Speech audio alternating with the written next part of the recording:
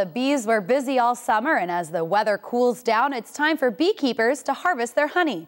Just one beehive can produce up to 200 pounds of honey in one season.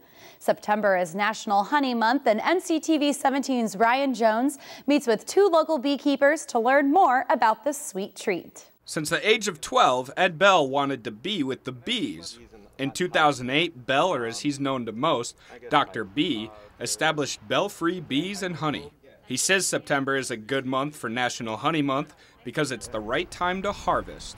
We want to harvest and still leave enough time for the bees to still collect more of the late season blooms so that they have enough honey going into the winter. The harvesting process starts with removing the beeswax from the frames. And what I'll do is I'll take a nice warm knife or a serrated knife or even a fork, if necessary, to just break open the tops.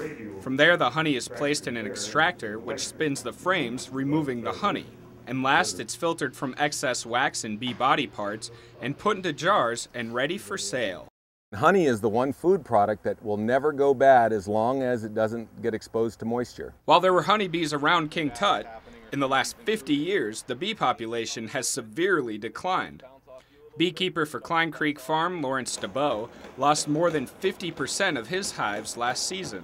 Due to the increase in pesticides and insecticides, the population of bees has gone from 6 million, I'm talking about colonies, down to a little over 2 million. DeBow is optimistic for this year and expects it to be a 5-year high in his honey production.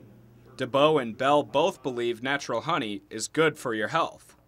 Folks who are allergic to some of the pollens in the areas have reported that they actually have a better year when they've eaten raw honey.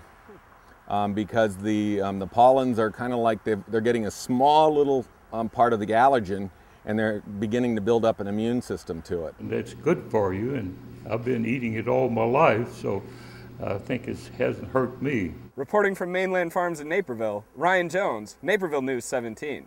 Bell says bees are willing to travel up to 7 miles away from the hive to collect pollen and will produce up to 2 teaspoons of honey in a lifespan of about 4 weeks.